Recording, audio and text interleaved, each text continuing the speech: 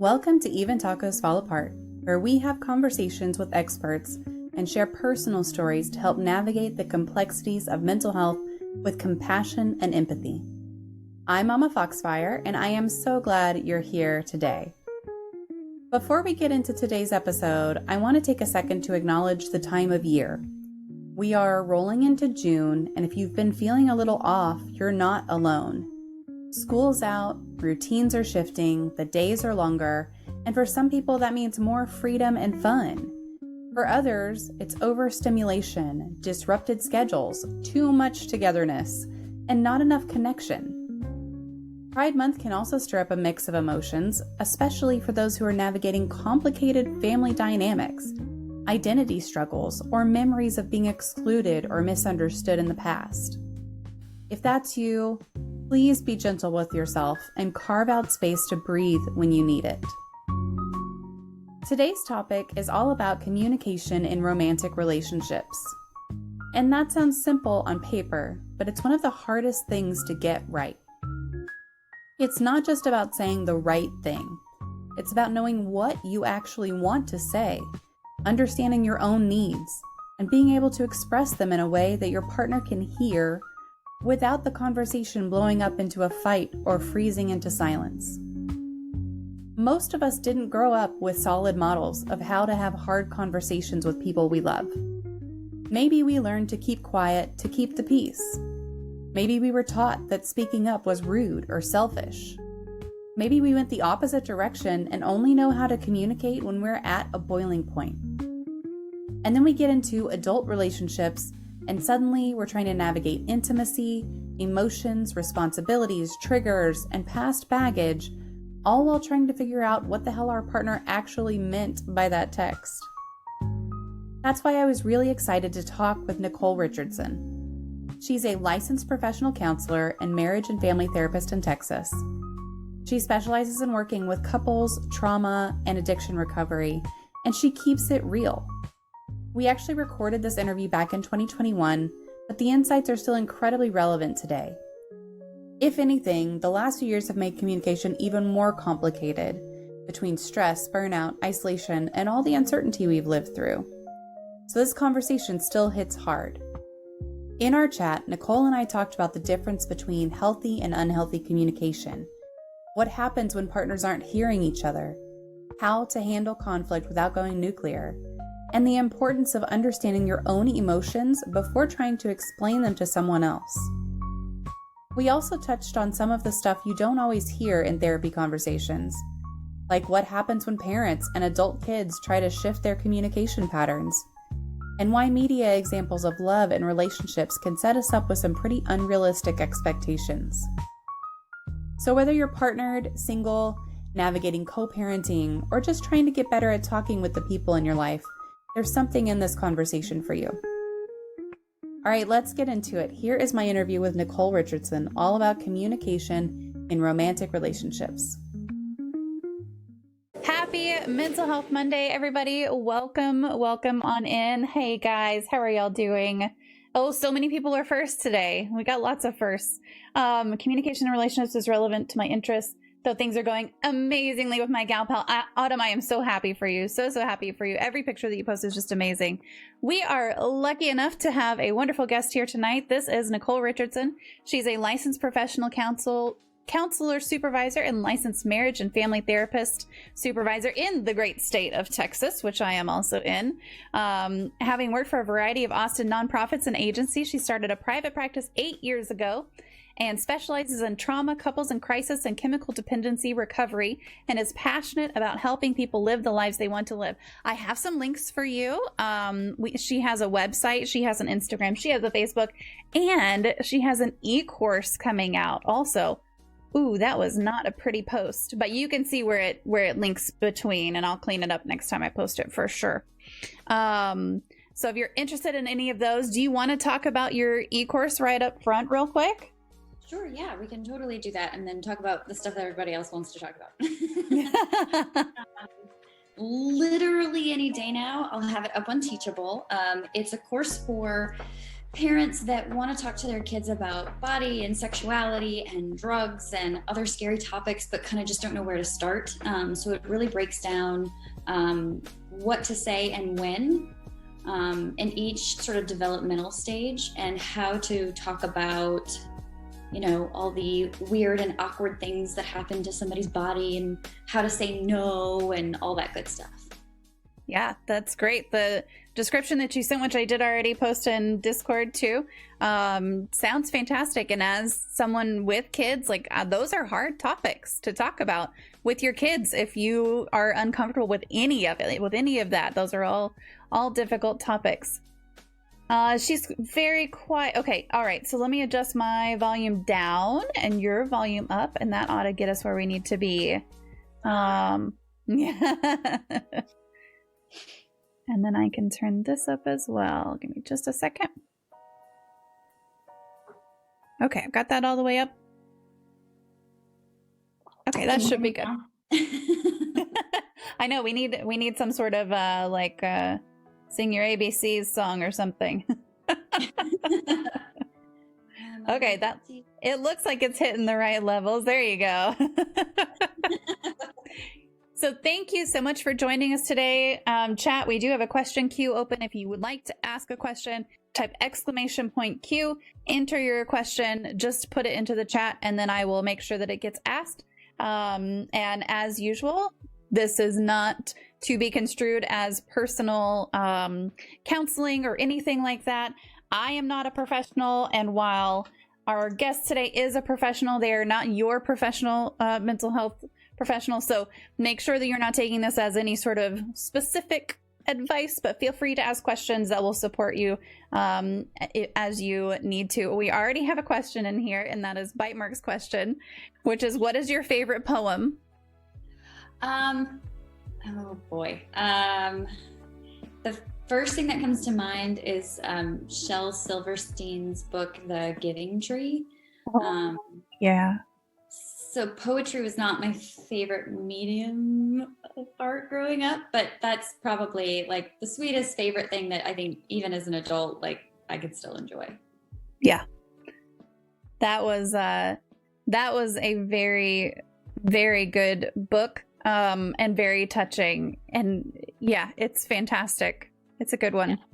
Yeah. Even now it's kind of, I don't know, it's nice. Yes. Yeah, definitely. The Giving Tree makes me cry. I don't blame you for that. It's very, very, it like touches your soul. It's not just a sweet story. It's really got a lot of different meaning to it. Mm-hmm. Poetry can be confusing and unpleasant. Respect for not being into it. For sure. Yeah. Poetry is not everyone's thing. That's totally fine too. There was like a test or something about, or like we did a unit, and even in college when we had to do like modern poetry, and you're supposed to interpret it. I feel like I never got it right. Yeah. Yeah. Yeah. The interpretation of poetry is not necessarily my thing, but I do have some poems that I do like, and that I do enjoy. And one of my favorite projects, actually, when I was in high school, I guess, this wouldn't have been college, but we had to write a new stanza for Canterbury Tales, and I loved doing that. It's a lot of fun. Well, and I just finished Where the Crawdads Sing, and I thought it was interesting the way the author, and I don't want to spoil anything in the book, but I did think it was interesting the way the author incorporated poetry. Yeah. It was just a really interesting way to interweave it in the story. Yep. Bite Mark said my favorite is Shel Silverstein as well, so no judgment here. Perfect. Yay. Perfect. Okay, so you moved around when you were a kid as part of an active duty military family. What was the most interesting place you lived in, or the one that gave you the most unique experiences? And then were there any places you really didn't like living? I don't want to offend anybody's home. Both of my parents were raised in the South, in different parts of the South, but in the South.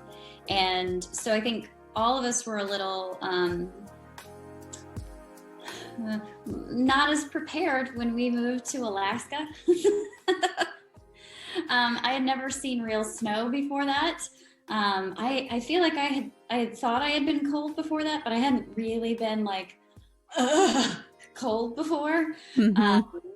It was beautiful and it was amazing, and I learned a ton there, and I don't ever want to live there again.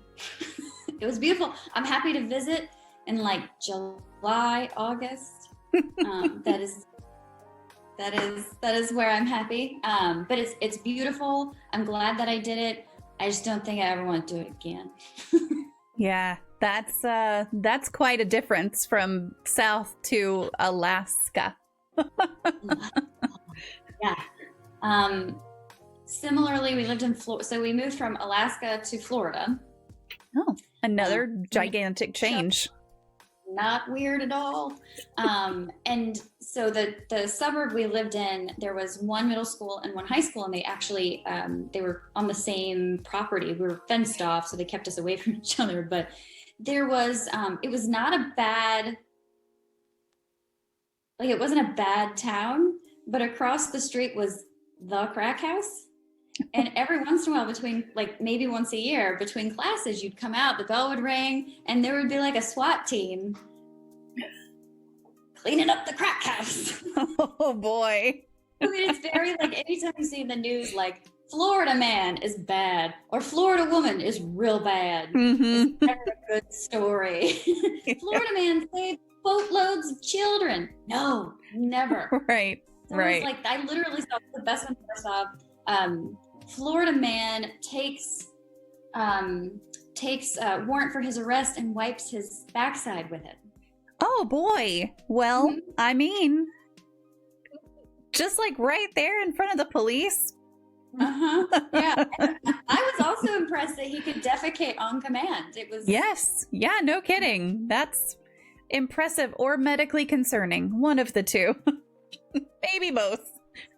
Those would be the most unique places I've lived. Oh.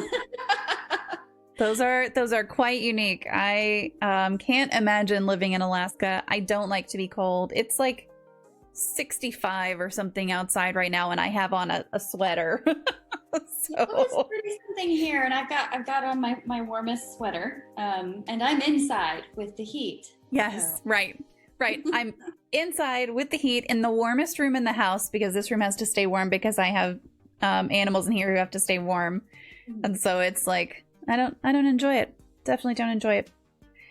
Fee said the thing I hate about poetry is when people in academia are like, interpret this, and then when you say what you think, they say you're wrong. It's like, okay, then don't tell me to interpret it. Why did you ask if you knew the answer? Yes, I agree with that, Fee, 100%.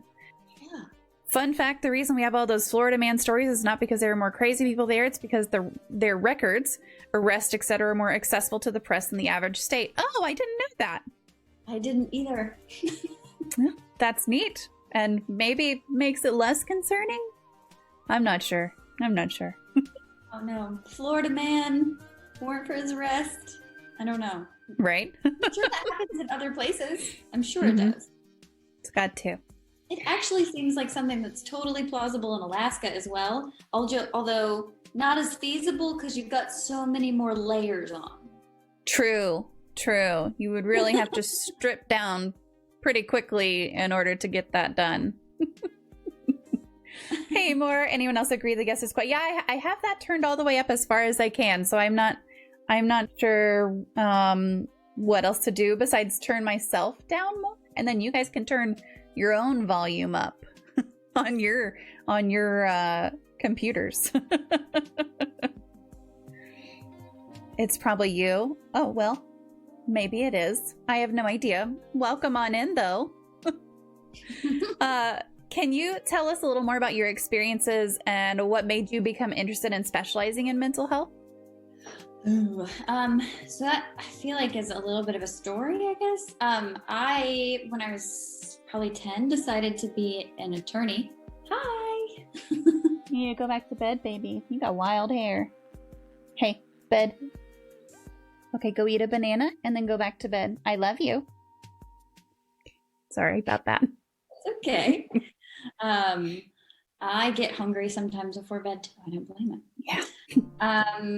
I decided when I was not much older than him that I wanted to be an attorney, because I foolishly thought that attorneys helped people. It's not my fault. At that age, I mean, at that age, that seems like an okay assumption. My grandfather and I were very close, and he was a judge, and so between him and his friends, that was the attorneys I knew. And it wasn't until my junior year of undergraduate when I kind of accidentally double majored in psychology, because I just kept taking more and more psych classes. And in my behavioral psych class, I read a book called Choice Theory by William Glasser. And I thought, oh, I don't want to go to law school. I want to do this. And so that's the short version of how that started. You're very cool. It's I think that some lawyers could help people. They could be helpful for sure. Yep. It is possible. Yes, absolutely. It happens. We have another community question. This one's from Fee. She sent it ahead of time. So what is your day-to-day experience like as a therapist, and what was your experience like when you were in school to become one? So I'll start with school. So I self-funded my education. So finding the right graduate program was interesting. I probably shouldn't say the name of the university, but there's a university that I wanted to attend. They didn't have the exact program I wanted, but I really wanted to go there. And so I called them. Most graduate programs will have like a meet and greet, come meet our faculty night, to kind of sell you on their very, very expensive education. And so I called them to be like, when's that? Mm-hmm. I want the sales pitch. Yes. And I just chatted with the woman on the phone a little bit, and she said something about, we don't have evening classes and we don't have weekend classes, and and I said, well, what about students that have to work while they're in school? And she said, we don't want part-time students, we want full-time students. Oh. And I was mad. And I said, well, I guess you want my money then. And kept it moving. So I ended up at the right university for me, but it took me a little bit longer to graduate because I did work full-time while I was juggling coursework. So I guess that's what my school part was like. The last year was pretty intense. So I picked, in mental health, you have kind of two types of programs sort of to pick. There's sort of a research, and then there is kind of a hands-on or a more clinical degree. And that's really what I wanted. I wanted to graduate. I had all these delusions of grandeur. I thought, if I graduate with experience, it will be easier to find a job. And that might have been true had I not graduated during a recession. Yeah. So it was hard to juggle a full-time job, courses, and then for about 11 and a half months, my practicum or residency program. That was super fun. What my day-to-day is like as a therapist, I think in some ways it's a lot like any other job. I go to work, I work while I'm there, and I leave. I think something that's different is, I can't shoe shop, right? Like if you're having kind of like my dad used to use the word fiddle fart a lot. If you're having one of those like fiddle fart days and you're not really in work, and something I used to do at an old crappy job was, oh, you can go shopping. Yeah. Well, hop on Twitter. There you go. Yeah. I can't do that. So it does mean that at the end of my days, I'm usually pretty tuckered out because there isn't a lot of room for mental fiddle fart. Yeah, absolutely. That's a good point. Are there things about your job that you absolutely love and things about your job that you maybe not hate, but really strongly would rather not have to do?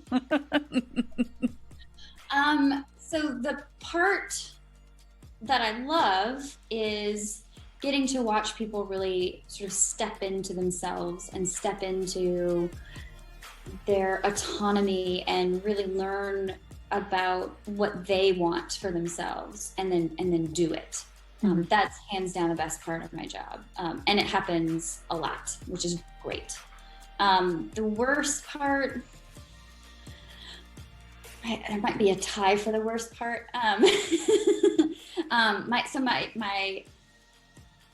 My dad is a doctor, and he used to joke, they don't teach you how to do business in doctor school.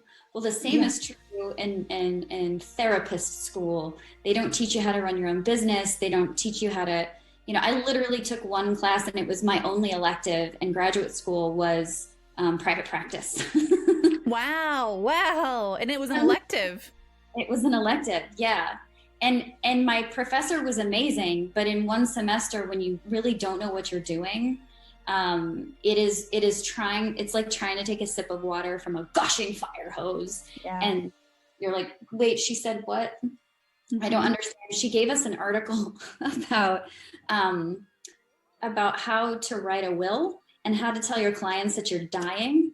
And I was in my late 20s, early 30s when she passed this out. I'm like, I don't need this. I still have it, and I have referred back to it because a colleague of mine actually died in a car accident not that long ago. And it's this is why we have professional wills. This is why we have medical power of attorney or medical practice power of attorneys. And it was one of those things where you're like, oh, that's why she told us that. Okay. Yeah. Yeah. Just like you don't plan on graduating during a recession. You don't know what's going to happen. Absolutely. 100% true.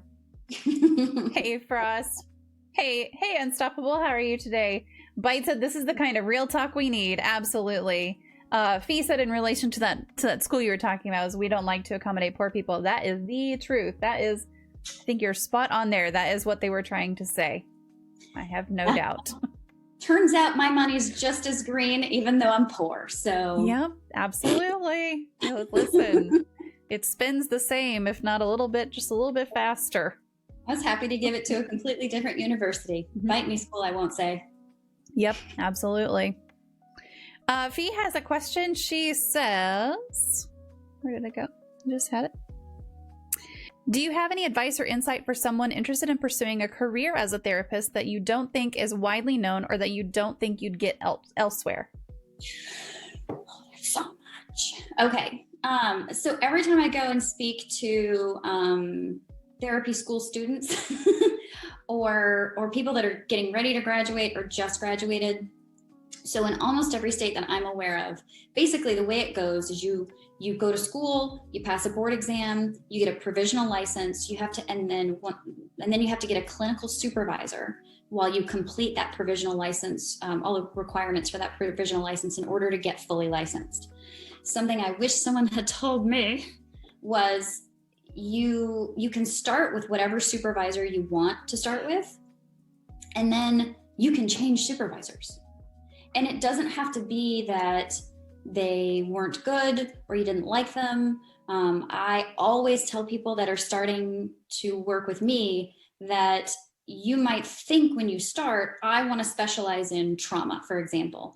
And then maybe 6 months to 12 months in of working with trauma, you go, I don't want to do it anymore. And you decide you want to specialize in sand tray, which is actually a trauma technique, but I can't think of anything else. Then go find a supervisor who specializes in that. And it doesn't have to be like a breakup. It doesn't have to be this stressful, dramatic thing. You can just go find somebody who can help you walk through that thing you want to do. And that's totally fine. I think that's probably my things I wish I had known. That's perfect. Yeah. They'd be excluding disabled people with that nonsense as well. That's a good point too, Autumn, for sure. That school. Yeah. Oh, yeah. Yeah. Mm-hmm. Yeah. Sure. Mm-hmm. Yep. So what are some of your favorite hobbies, and do you draw any distinctions between what you consider a hobby and what you consider self-care, and where or how do you draw that line? I think that hobbies are part of self-care, but they're not it's not all of self-care. So I don't love going to the dentist, but that is part of self-care. Like, I don't love that at all. But it is an element of taking care of myself, just like going to bed at a decent hour, occasionally eating something green that isn't covered in sugar. I like all of that is included in self-care. What are some of my favorite hobbies? I really like to read, particularly fiction. I like hiking. I live in a very green space, and so as much as I can, I try to go outside. I really like to cook. I don't know how gifted I am at it, but I really enjoy cooking. And I've recently started to bake things that taste edible, which is a big step forward for me. I really feel like baking is a lot more science, where cooking is so fudgeable. Like, you can play a lot more. There's a lot more freedom in cooking. Where baking, it's like, oh, I don't make biscuits. I make flat discs, but they taste good. They look terrible, but they taste good. So that, I really like photography as well. Yeah, that's probably enough. Yeah, baking is very much science for me, because it's like, if you get one thing a little bit off and it's something like baking soda, it's not gonna rise right at all in the oven. But yeah, Bite said it's chemistry for sure. A little bit of magic, yes.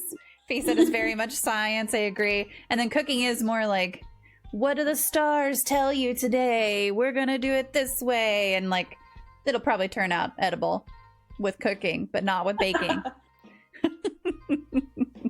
Or what's in the pantry? The cooking, like, what's in the pantry? I can make some stuff. Yes. Baking, no. Very much true. Yeah, I'm not a big fan of the dentist either. Those are the things that it's kind of a necessity. You have to do it. I have some things that drive me to the dentist because I have a couple of fake teeth that if one of them breaks, I'm just without a tooth and I have to go, get it glued back on. So it's kind of, I get forced to go. If I wasn't forced to go, I honestly don't know that I would. Even though I make my kids go. I don't want to go. Do as I say, not as I do. I know. I'm like, listen, I'm at the dentist more than you are because I have to take your sibling. I have a fear of my teeth falling out. Like, I'm not afraid of like other people's dentures, but like, I really don't want dentures like at all. And the idea of like what I'd have to go through in order to get to dentures. Yeah.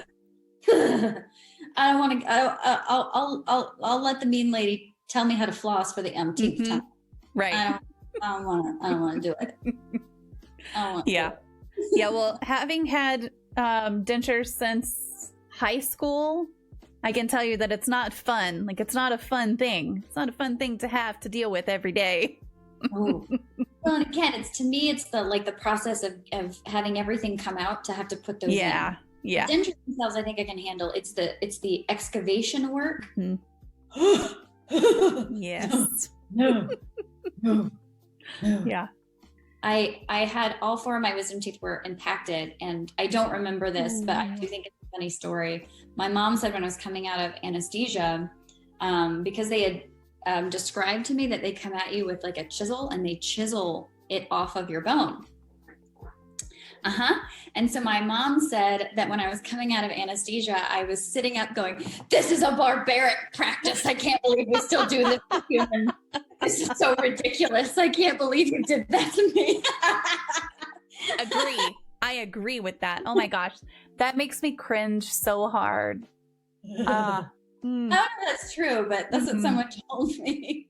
I don't know. Well, I mean, it kind of makes sense. I only had one. So I was born without 5 teeth, and 3 of them were wisdom teeth and 2 of them were not. And those are the 2 that I have to have the dentures for. But I had to have the other one removed because it was throwing off the whole balance of my mouth. And so I had that one removed. They didn't describe it to me that way, and I'm thankful that they didn't describe it to me that way. I'm pretty sure my mother is the one that told me about the chisel, because she didn't have anesthesia. And she was like, oh, we're giving you anesthesia. She was like, I didn't have that, and you want that. I think she absolutely. had or something. So that was one of my senior gifts. Thanks, Mom. Yeah, absolutely. Yes. Fee said, dentists are so judgy, and I have anxiety and a severe guilt response to being told I'm doing something bad, so I hate going and haven't been in years. To be honest, the tools have come really far, but the practice of dentistry hasn't really changed all that much. It is barbaric. That's also a good point. Yeah. I know. I'm over here like, I have a sweater on and I'm shivering. It's a cringy shiver. It's not a. It is. Yes, it really is. Not a cool breeze situation. So, I guess you could say this might be related to dentists in some way, because there have been some good dentist ones, but do you have a serial killer or true crime story that fascinates you? I don't think I have one that fascinates me, no. I think I have a love-hate relationship with all the true crime stuff. I think sometimes it can be done very well and tastefully. I think our obsession with it has a lot to do with like trying to find the boogeyman, and in some weird way it's going to make us feel safer to know like, well, they caught that guy. Yes, and I do try to really encourage people to be mindful of how much that kind of stuff they take in. Yeah. So no, I don't have a favorite boogeyman. I enjoy a lot of those stories just to kind of hear the backgrounds of people who commit these atrocities and what they went through in their lives and kind of what led them to that. And some of them have a very clear, like, okay, well, if these things hadn't happened in your childhood, maybe you wouldn't have gotten there. And then sometimes there's not that. Like, sometimes it's just completely like, we don't know. We don't know why you did this. And I think it's the mystery and the little bit of like behind the scenes kind of thing. I like it when they catch the bad guy. There's not enough catching the bad guys in real life, in daily life. Yeah, absolutely. Well, and I think with those kinds of stories, one part of the appeal is that there is a clear bad guy. And with serial killers, especially the idea of like, you know, the boogeyman hiding in the dark, and then the victim or victims that didn't have it coming, where something like Snapped, for example, you know, they usually tell the victim's story and then talk about how the detectives like figured out who they were killed and why. And a lot of times those stories are a bit more gray. It's not as black and white as it can feel with a boogeyman. Yeah, I agree. So switching gears a little bit to talk about kind of our topic a little bit deeper tonight, we were talking about communication and relationships. So communication is critically important in life, just generally speaking. If you're not communicating in almost any job you're in, something bad is going to happen, unless you're a mime, although I guess you're still communicating, just not verbally. Can you talk a little bit about healthy versus unhealthy communications in relationships? Yeah, I mean, I think that's hard to define, like what that exactly looks like. I think anything that includes name calling, criticism, you know, any sort of like intentionally making someone feel lesser or less than or smaller. I might even say that a lot of ineffective communication is unhealthy.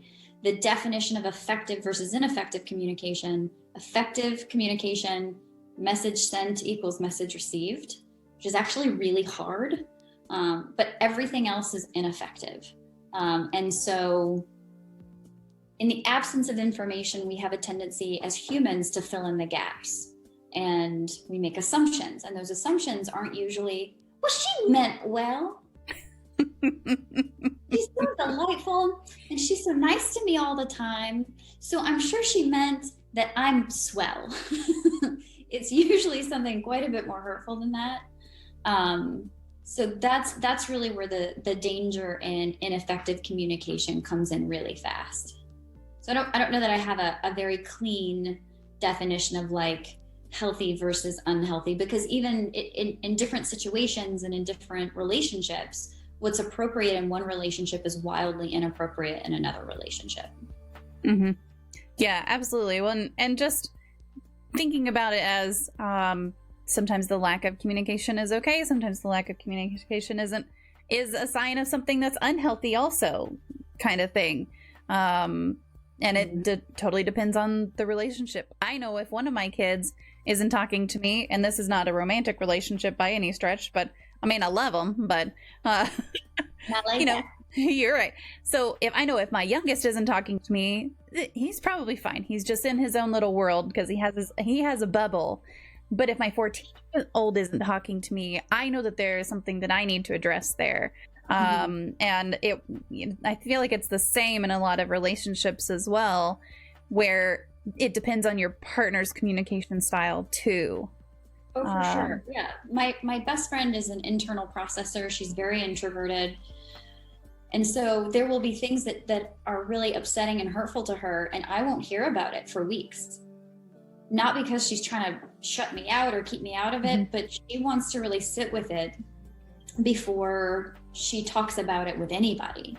And it's very rare, and it's only been a handful of times when she was like in it and unable to keep her shit together, that she was like, Mayday, Mayday, Mayday, now.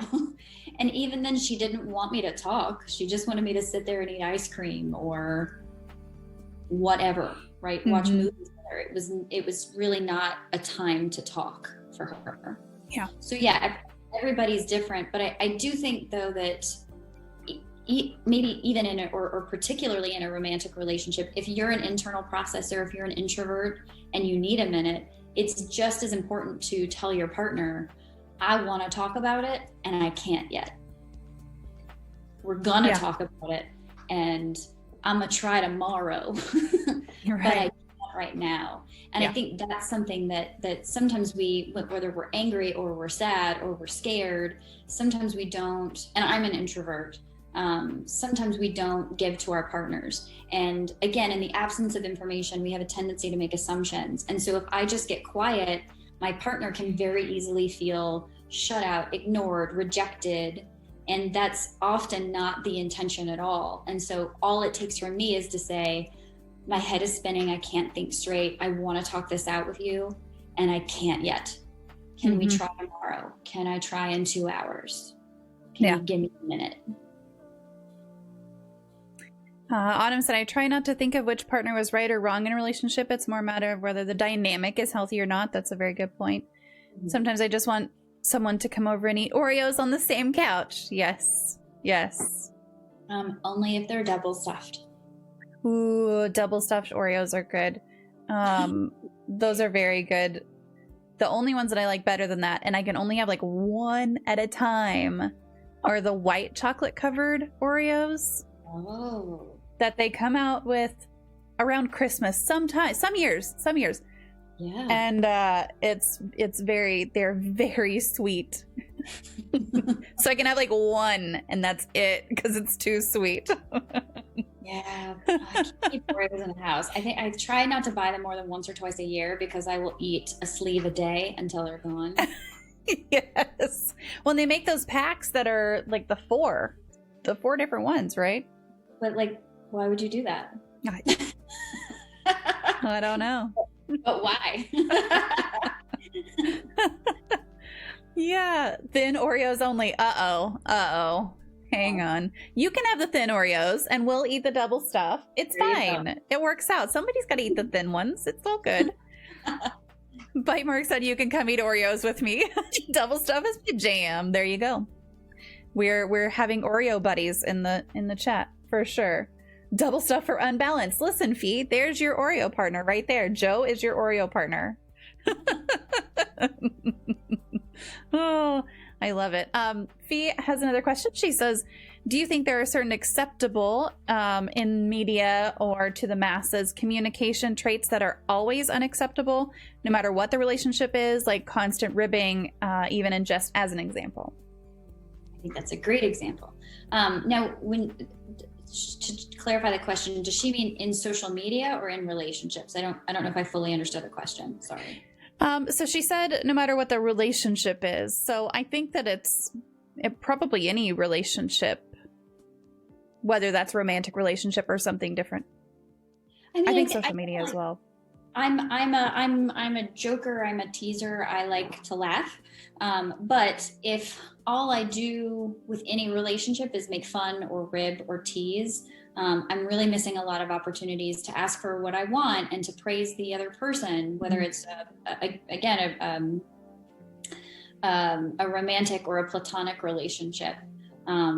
Also, it's hard to set boundaries, and I'm really sensitive. So if all I do is tease, then I really shouldn't expect to get anything but teasing back. And I'm gonna get real feisty if you push one of my buttons. So yeah, I mean, I think teasing is bad if it's all the time. I think, yeah, I mean, I think a little bit of vulnerability in any real relationship is necessary. Like the person that I'm stuck in an elevator with probably doesn't need to know that my dog just died. Like that doesn't seem appropriate. But I should probably tell some people in my life. Like somebody needs to know what's going on with me. I hope I'm answering her question. I don't know if I fully understood it.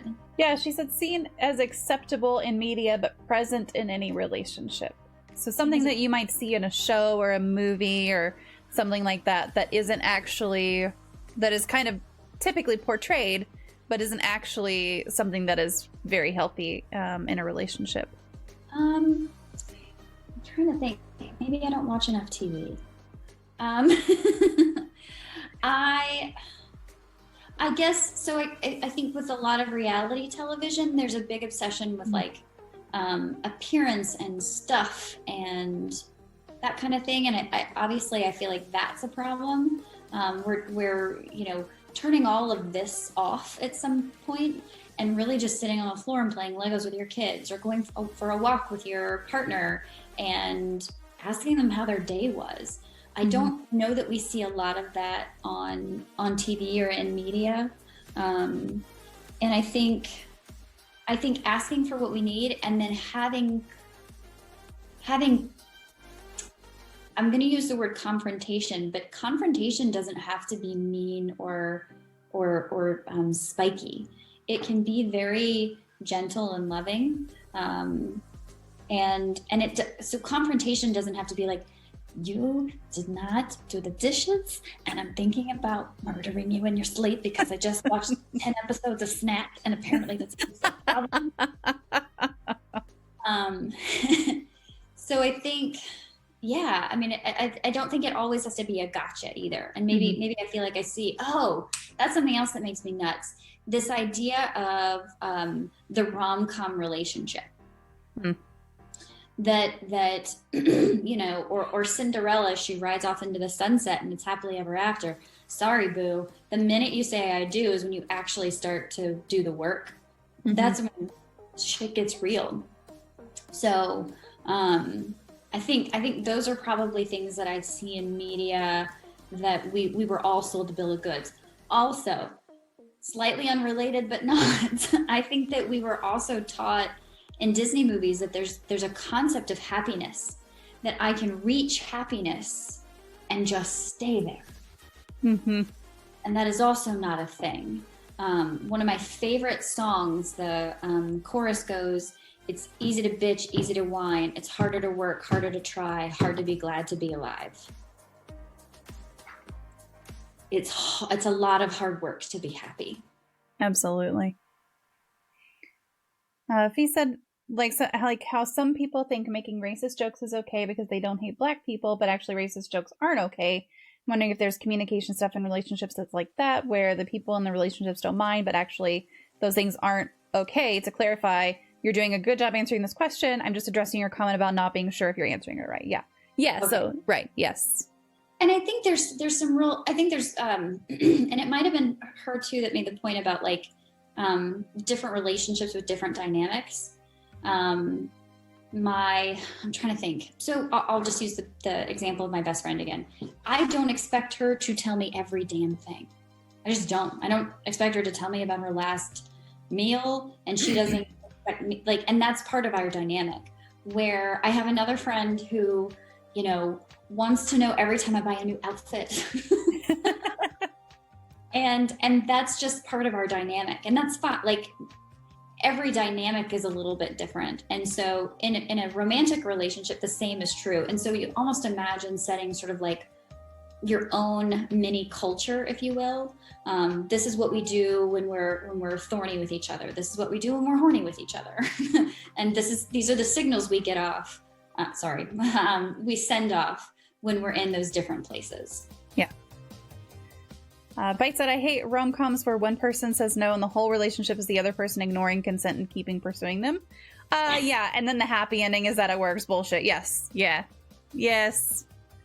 Yeah. It's there's I don't remember who, someone shared it in Discord, I think, but there was a post of someone saying my nephew was was really upset that this girl said no, and I asked my nephew, I said, well, you know what to do now, right? And he said, I know, try again. And she said, no, you stop and you move on and you do something different. And that's it. And like, no one had told this kid, I'm assuming kind of teenage age person, that if they say no, it's not that you're going to get another chance. It's that you need to not pursue anymore. Like, be friends. Yes. And that's, I will say, I mean, that's one of the things in my e-course, because we don't actually teach our kids how to date. We don't teach them like, hey, if someone doesn't like you, that doesn't mean that you're not likable. Yes. And if you don't like someone who likes you, how do you handle that? Mm-hmm. How do you shut them down and you know, set your boundaries and make yourself clear without feeling like, well, I'm being mean? Nope. It's better for them if they know you're not into it. Mm-hmm. Absolutely. How different my life would be if I was taught how to date. That would be completely different. Completely. It would be completely different. Yes. Same. Yeah. Holy shit. Yeah. My dad's big advice was keep the boys at your pants and life will be fine. Genius. Yeah. Oh, I don't remember, I don't remember my parents, and I have great parents, great relationship with them. I'm not very many complaints other than like typical teenage angst type stuff at the time. But I don't remember them really saying anything about how to date or anything. I don't remember any of those conversations. However, my memory is complete shit. So there's also that. So I got the sex talk from my surgeon father, who brought home medical journals complete with diagrams and explained it to me very clinically. And then my dating advice was, as long as you keep the boys out your pants, you'll be fine. You can't date until you're 16. Okay. Thanks, Dad. Okay. Yes. Unlearning compulsory heterosexuality. Yes. Yeah, absolutely. My dad said boys are all dumb. I think a lot of dads say that. I have a feeling that those kinds of comments came also. Yeah. However, the one thing that I will say that my dad did really well was when I had my first major breakup, he was like, let's go to the movies. And then he took me to eat at the Chinese food place that I really liked. And like, that was it. He's like, do you need to talk? No, let's just go see a movie. That's it. It's going to be fine. That is so wonderful. Yeah, so I don't remember him saying anything in particular about dating advice, but he handled things very well. Oh, that's lovely. Yeah. Bet you know which place that was. Yeah, it's Ton's Palace in Lancaster, Texas. I don't know that they're still open because I'm sure COVID hit them pretty hard, but if they are still open, it's wonderful. It's a good place.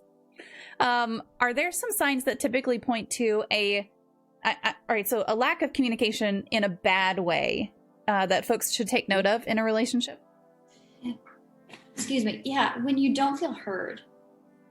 When you don't feel heard and or your partner is like, you don't get it. You don't get it. You're not hearing me. You don't get it. That's a huge red flag. So in trauma, a lot of times people will kind of get stuck on a story, right? And part of that is because they haven't been able to metabolize or move that story on for themselves. And so they kind of get stuck in this loop. when a couple is looping your partner keeps saying the same thing to you over and over again, it's because they don't feel heard. They don't feel understood. And one of the things that I run into a lot with couples is if Mama Fox and I are talking and she keeps saying the same thing to me, and I might think that I understand her. And so I keep trying to move the conversation on and go, yeah, I heard you. Obviously, I'm missing something, or she wouldn't have to keep saying it to me. Mm-hmm. And that's a big one in relationships. When somebody's saying the same stuff over and over and over again, it's because they're not feeling heard. And that's a big one. A lot of problems can get solved if you just feel like your partner gets it. I don't have to give you everything. I can't meet all your needs. I can't give you everything you want. But if I get where you're coming from, that is a huge step in the right direction.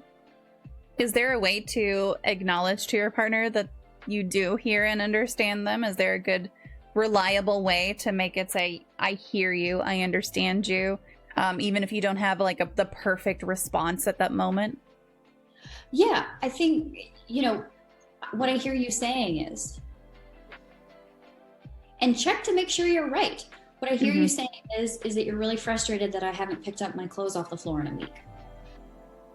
Is that right? What I hear you saying is you feel like I come home every day and I don't ask you about your day, and I just want to unload about mine. Is that right? Yeah.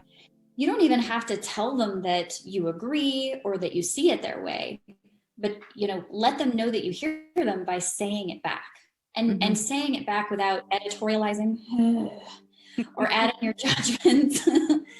Just say, this is what I hear you say. Is that right? Yeah, that's a good one, because you don't have to then say, okay, agree, I'm going to change, whatever. It's just, right. I hear you. It's just saying, I hear and understand you. Yes. Yeah. Which is, I might not be willing to pick up my clothes. Maybe that's where we're at. Those socks are going to stay there. That's where they go. Right. I'm going to wear them again tomorrow. That's what my sock pile is. Those are I'm going to wear those again tomorrow socks. Well, we're home a lot. Okay. All right. Yes, we are. Well, I don't wear socks if I go out.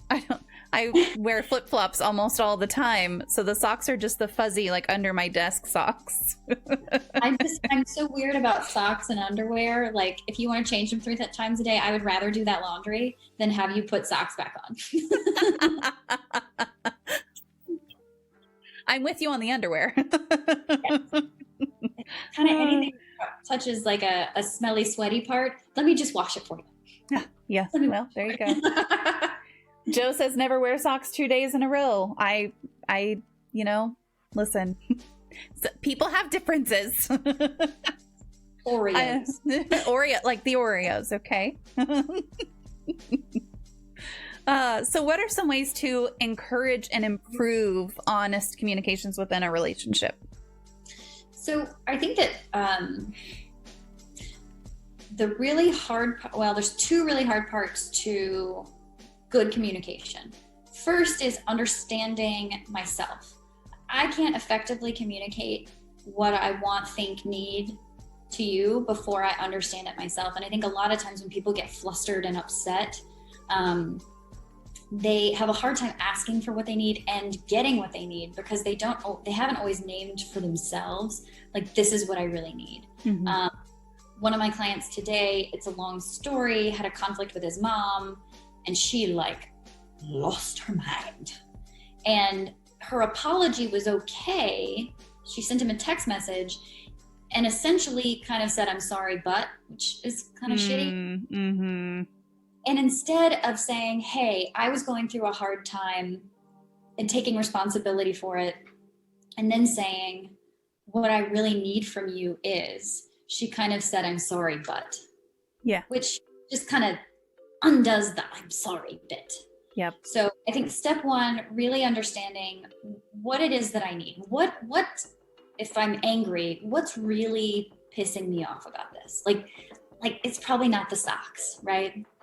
It's probably that I get anxious when there's just stuff everywhere, or I feel disrespected when you don't pick up and you know I'm going to do it, or whatever, right? But get really clear on what that is with you, and then approach your partner about, hey, this happened. It made me feel this way. Can we talk about a better path forward? So Gottman, Gottman, talks about, I feel, I want, I need. I feel like you're disrespecting my time and our relationship when you leave clothes all over the floor. I really want to feel like I matter to you. I want to feel like our home matters to you. I want to feel like I'm not going to trip on your chonies because they're not all over the floor. I need you to help me and figure out a way that we can do this together. Yeah. And going back to the apology piece of that, I think one of the things that I used to get really twisted on was that if I apologize, I'm admitting that what I was upset about doesn't matter. And lots of therapy. long time ago, lots of therapy with my ex helped me understand that, like, you can apologize for a reaction without saying the situation was okay. And so I think that that's a distinction that I didn't realize I was not making in my head. Like, I was like, no, if I apologize, then I'm wrong. And it's not that I was wrong or he was wrong even. Like, it was just the reaction was out of line. Apologize for the reaction part. And then you can talk about whatever the issue is without having that looming over the issue. Which I've had to do with my kids also. Like, if I get over the top upset about something and yell, which I very rarely raise my voice at them, unless it's like to yell across the house, because I do that every day. They just can't hear, you know. Look, there's no such thing as a perfect parent or perfect fur mom. There's no such thing. And so sometimes you're going to handle a shit situation bad. Yep. Okay. Yep. But you can still say sorry, especially to your kids. I feel like a lot of people who are probably my age and older, I think that if you're still not quite in your 30s, you probably understand this a little bit better. But once you hit your 30s, and I'm mid 30s, so once you're in that age range and older, not that it's an age thing, it's kind of a generational thing, but a lot of parents you know what I'm trying to say. I'm going to stop trying to explain that part. Lots of humans don't think they need to apologize, even but especially not to children.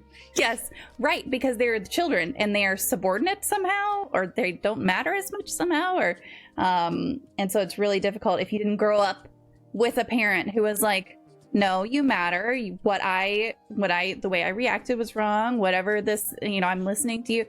If you didn't grow up with that, it's hard to then instill that into yourself as a parent to put into place too. So that's a challenge as well. Well, and then the hypocrisy of, I won't apologize to you, but you better apologize to me. Oh yeah. Even though you're broken, and it's my job to teach you how to be a human. Why should I apologize to the free labor? Listen. That's a good question, Joe. Because you want them to because they're picking out your nursing home. That's why. Ooh, true. That's a good point. That is a good point. They decide when you get unplugged. Yeah, right.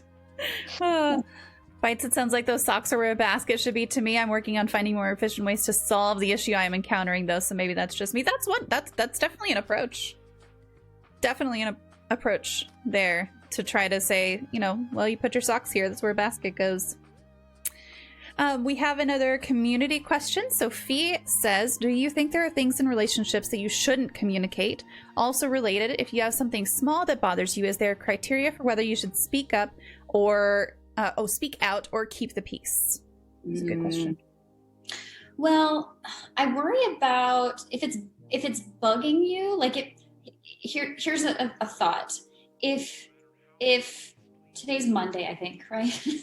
Indeed. If it was like, if you found it irksome today and you think, I don't really want to take this to my partner, this feels small, and the next day you wake up and you totally forgot about it, then yeah, let that one go. But if you wake up the next day and you're going, I'm still annoyed about this, then I wouldn't keep letting it go, because at some point it can turn into like death by a thousand cuts, where I kept letting it go, and this was you left a fork in the sink, and now it's World War III, and I'm going to list 80 other things that you did that you had no idea I've been pissed about for 2 weeks. That's not fair either. So if you feel like it's small and you think, I probably won't be bothered by this tomorrow, great. Then check in with yourself the next day. If you're still bothered by it, bring it up. If it was, I'm in a crappy mood and I'm looking for a problem, which totally happens. Oh yeah. I don't think you need to bring it up. I think she was also asking about, are there things you shouldn't bring up? Yeah. So things you shouldn't communicate. So do you think there are things in relationships that you shouldn't communicate? I don't necessarily think that there are things that you should not communicate. I think that there are, in every relationship, there are different expectations. So if I'm thinking about, I think the context of the question is romantic relationships. Yes. I think being mindful of how you communicate it. For example, if we've been dating 6 months and I have done a deep dive on your social media and I want to know who that bitch Carol is, I need to be really careful about how I bring it up to you. If it's really nagging at me and she posted 3 months ago and we've been together for 6 months, I need to be thoughtful and respectful about how I bring that up and not accuse my partner of obviously he or she has done something wrong. So I think saying something, again, using the I feel, I want, I need. I feel like this person might really mean something to you. I want to check in about what she is in your life. I need to know that I'm your priority, or something like that. So I think I wouldn't say that there are things that you absolutely should not bring up. I'm sure that there are exceptions to that in each unique relationship. But I think what's more important than just not talking about certain topics is being thoughtful about how you bring stuff up. It's rarely what you say, it's far more often how you say it. Yeah. Another question from chat. Autumn says, any tips for broaching a difficult subject for those who are extremely conflict averse? Yes. Write it out. Really journal the shit out of it. And really boil it down to what are the most important facts, right? Fact, it's Monday. Fact, the sun came up. And then talk about how those facts impacted you. And while you're journaling it out, really let yourself vent and have a cathartic experience. And then again, I really do I feel, I want, I need, because you're talking about your stuff and it gives you an opportunity to be vulnerable. I feel, I want, I need.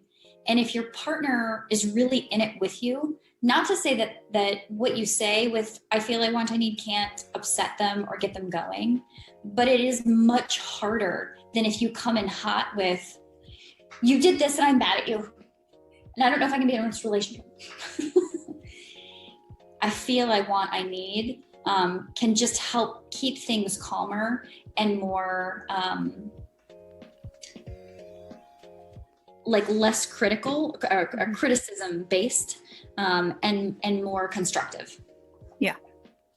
Do you recommend scheduling a time for a difficult subject. Maybe if you're like, I want to talk to you about something, I want to write it out, and then let's talk about it tonight or something like that. I'm just thinking the conflict averse piece, like, I guess it depends on the individual, right? If you don't want to agonize over it all day and you just want to get it out and talk about it, then the goal might be to keep it calm in the moment.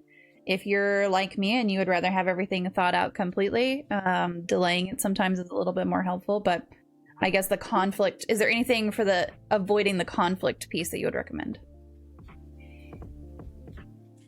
I mean, to me, that's really about managing your own anxiety. Mm-hmm. And I think what's tricky about, so it's currently 9:37 my time. I think if you told me, Nicole, I would like to have a difficult conversation with you tomorrow over dinner, I wouldn't sleep tonight. My anxiety would go bananas. Right. Now, if that is what you need for yourself, if you've decided I'm going to make her a nice dinner and we're going to sit down and talk, and that's when I'm going to broach this really hard topic, great. But don't tell me that. Yeah, that's also good. That's a good point too. Tell me you want to have dinner with me and you want to spend time with me, and you want to connect. Great. Don't tell me there's stuff we have to talk about. I'm not going to sleep. I'm going to have terrible stomach ache. I'm going to show up to your house an hour early. I might be crying, and I'm going to be ready and edgy for a fight because I didn't sleep last night, and you said we have to talk. Yeah. So if setting a time is helpful to you, that I think that's fine, but just again, be really thoughtful about how you deliver that to the other person. I know a bit. One I work on is asking if it's a good time to touch on something and to try to continue having ongoing consent for the conversation. That's a great point too, Autumn. Yes. Taking breaks is really important. Mm-hmm. If it's something big, if it's something big, the socks on the floor, it's rare when couples are in my office talking about mess, they're almost never actually fighting about what they're fighting about. Mm-hmm. Right? So when we have these big overarching themes, right, when it's, I don't feel respected, or I don't feel cared about, or I don't feel seen and understood by you, it's unlikely that you're going to, in one conversation, make me feel respected or seen and understood in one conversation. And so it's probably necessary to have a series of conversations and not just one conversation. Mm-hmm. We're going to talk this out now, and then we're going to check in maybe in a day or two, or I'm going to get really heated and tell you, I can't really think straight, and I can't really hear you and engage in this conversation constructively anymore. I need an hour. I need to take a shower and see you in the morning, or whatever that looks like, depending on how upset you are. Yeah. The most important thing with taking breaks and pausing a conversation is not to just yell, I'm done, and run out the door, because that leaves the person behind just spiraling in anxiety. Yeah. The most important thing is to say, I really need a break. Let's try to pick this up in 2 hours, or let's try to pick this up tomorrow, so that I can really hear you, because right now I can't. Mm-hmm. Absolutely. Maybe you could schedule regular check-ins. Like on Fridays, we have time set aside for any big topics that have come up. That way it's scheduled, but hopefully doesn't carry the we need to talk dread. And it could be good stuff too. Yeah, absolutely. I like that. I like that suggestion, because then it's like, we're just going to talk about anything big that we need to talk about. And if it's that, hey, I really love you this week, that's a good thing too. You did such a good job with those socks. I noticed they're all in the basket and you didn't wear them more than once. And you got the double stuffed Oreos. You're on a roll. Yeah. So again, Gottman, I use a lot of Gottman stuff. He talks about rituals of connection, where ideally you have about 20 to 30 minutes every day where you're kind of downloading and checking in with each other. And sometimes I'm venting about somebody at work or a project that I'm working on. Or I'm telling you like, wow, you made dinner tonight and that was so helpful because I got to just come home and just be here and I'm really grateful for that. Or to say, last night, I know that you were kidding.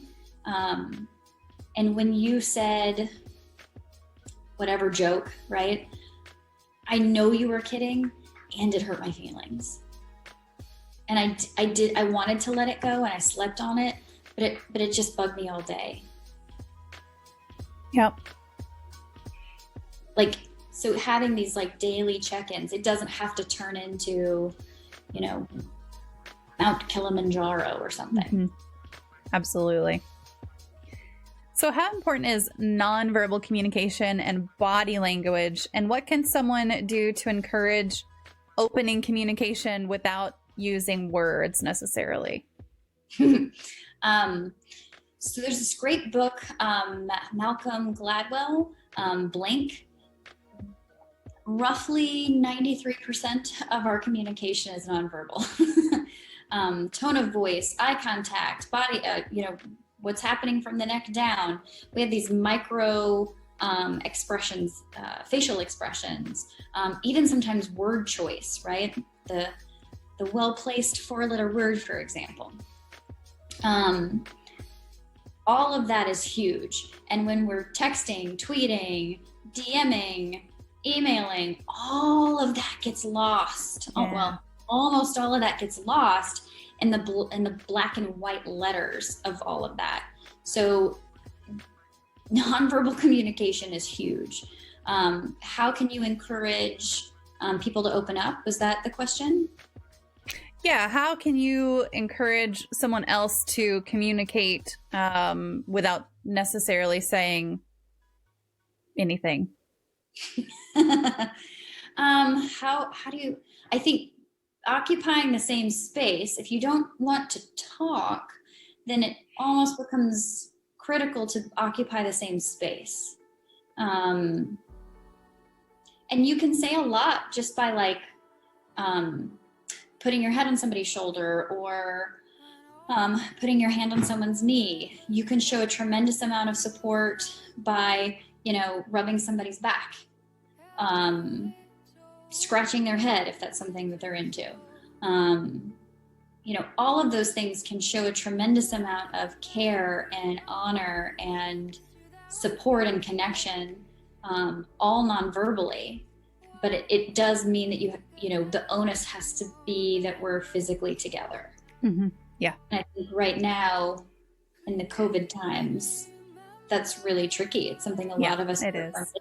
I don't always, especially as an introvert, I don't always want to talk. Mm-hmm.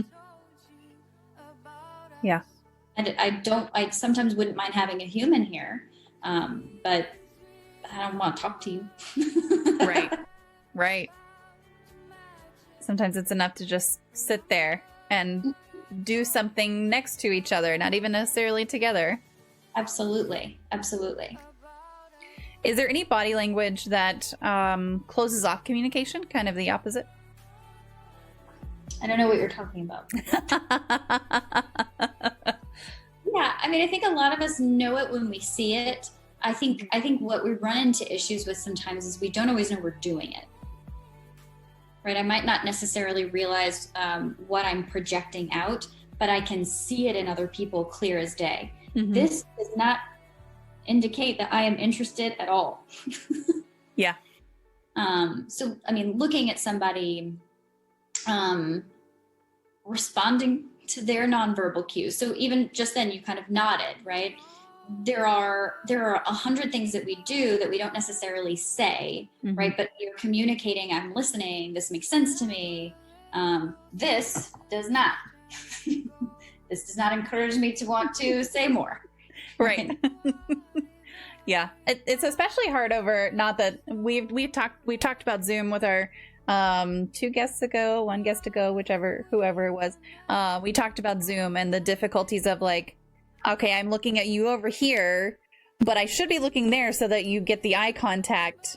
but that's not natural because I want to see your eye contact. And so it's like that part of it, I think, is really difficult in this world of COVID, especially when everyone is talking over Zoom and everyone is doing video chatting. But it's much easier in person to see those kinds of things that are like, okay, I want this conversation to end. I don't want to talk to you right now. Those sorts of cues, kinds of things.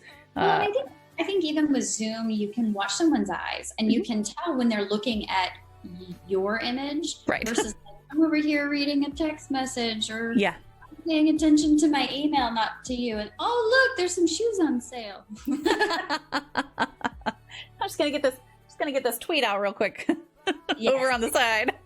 I think because especially there's a delayed reaction when they're not looking at you. There's a delayed reaction in the smiling, the nodding, the shaking the head, the bitch, right? Like there's what do you mean like thin Oreos? Yeah, exactly. There's a delayed reaction when they're not in it with you. So again, I feel like if you're just as in it as they are, now when there's more than two people, it's definitely confusing. Are you looking at me or are you looking at one of those 80 other people? Right. Absolutely. So Fee has a question as well. She says, is it possible to change long-standing, well-established communication styles in relationships? And is it possible to do so subtly or non-confrontationally? Parent-child context specifically for me, but any context is okay for an answer. Anything can happen. Everything is possible. I think, I don't even think it needs to be a confrontation. I think you can say, hey, I want to do this. Depending on what it is, you may not even need to have a conversation.